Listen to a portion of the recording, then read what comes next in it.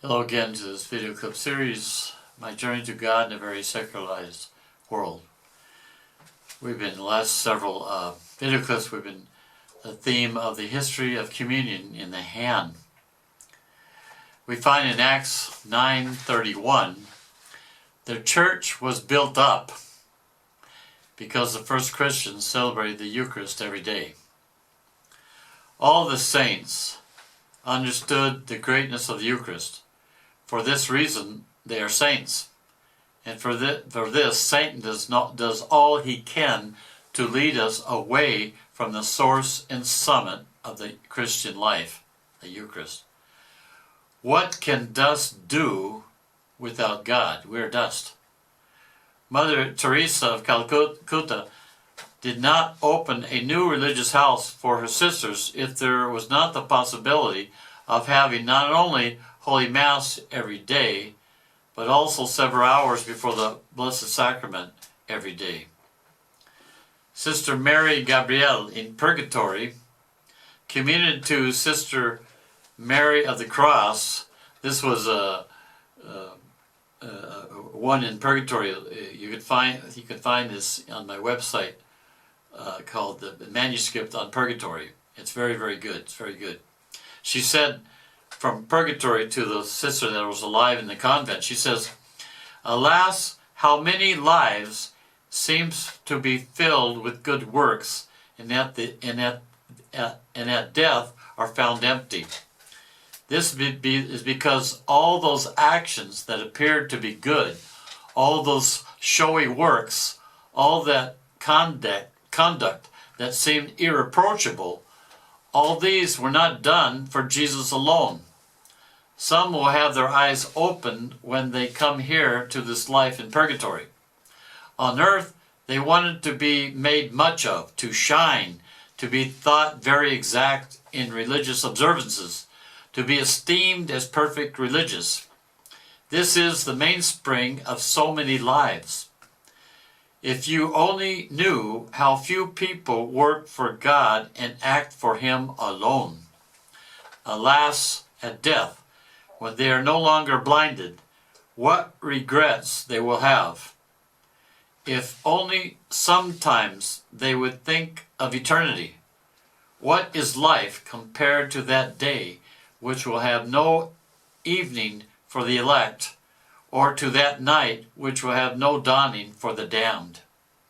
On earth, people attach themselves to everything and everyone except to Him, who alone ought to have our love, and to whom we refuse it. Jesus in the tabernacle waits for souls to love Him, and He finds none. Hardly one soul in 1,000 loves Him as it should. You love Him, and you must love Him and make up to Him for this guilty indifference which exists all over the world." This is you can find a manuscript on Purgatory.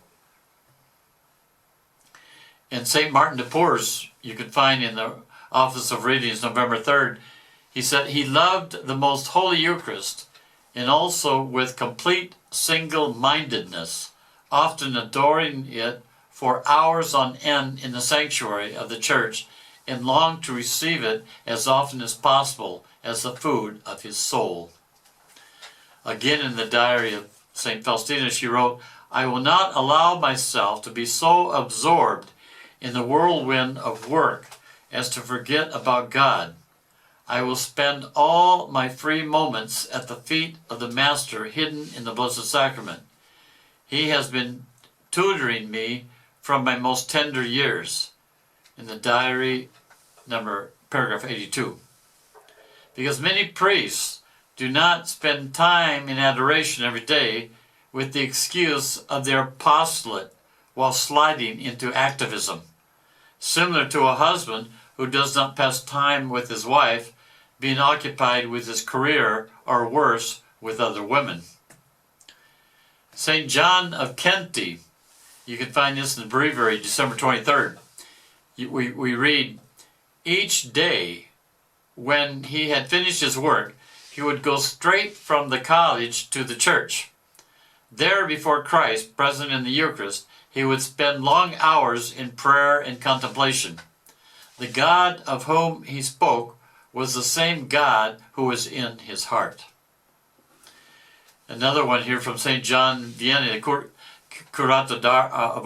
of Ars of the Office of Readings, August 4th, we read, "As for ourselves, how often do we come to church without thinking what we are going to do or for what we are going to ask? And yet, when we go to call upon someone, we have no difficulty in remembering why it was we came. Some appear as if they were about to say to God, 'I am just going to say a couple of words so I can get away quickly.' I often think that when we come to adore our Lord, we should get all we ask if we ask for it with a lively faith and a pure heart."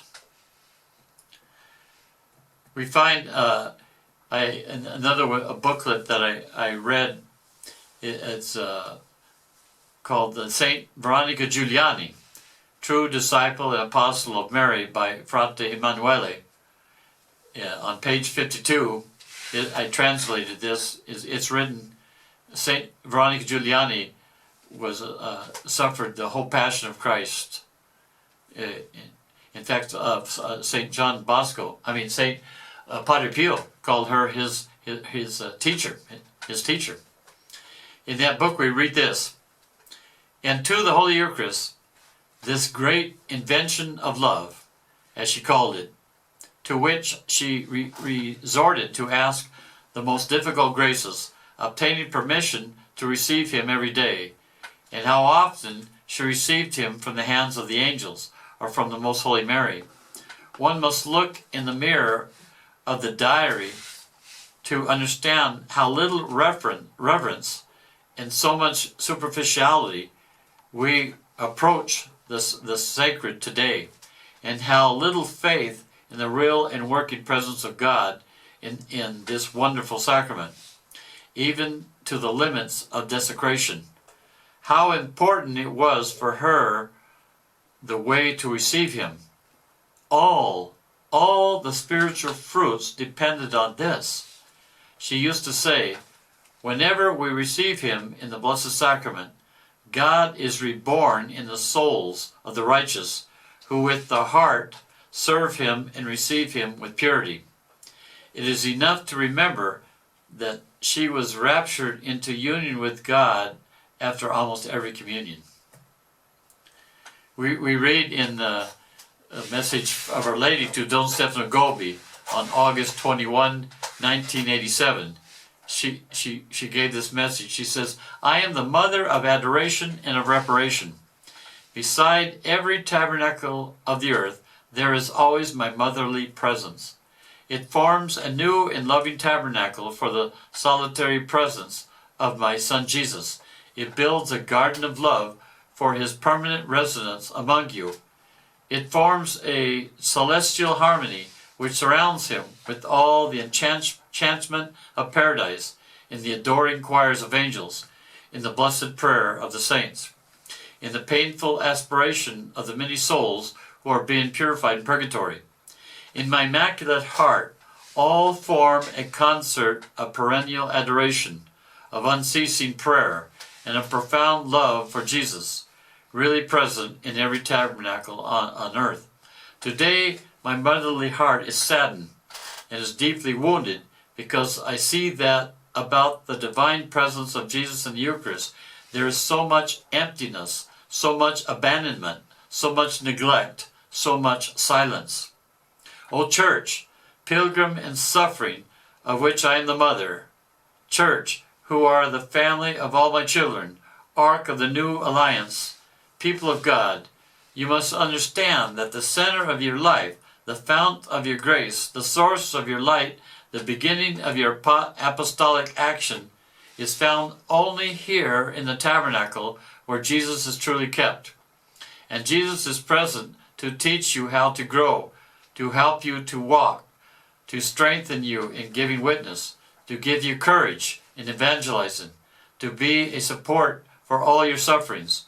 O pilgrim and suffering church of these times, who are being called to live the agony of Gethsemane and the bloody hour of your Calvary, I want to bring you here today with me, prostrate before every tabernacle in an act of perpetual adoration and reparation, so that you too may be able to repeat the action that is always being carried out by your Heavenly Mother. I am the Mother of adoration and reparation. In the Eucharist, Jesus is really present with his body, with his blood, with his soul, and with his divinity. In the Eucharist, there is really present Jesus Christ, the Son of God, that God who in him I saw at every moment in his earthly life, even if he was hidden under the veil of a fragile and feeble nature, which developed through the rhythm of time and of his human growth. Go before the tabernacle to establish with Jesus a simple and daily rapport of life. May God bless you and Mary guide you.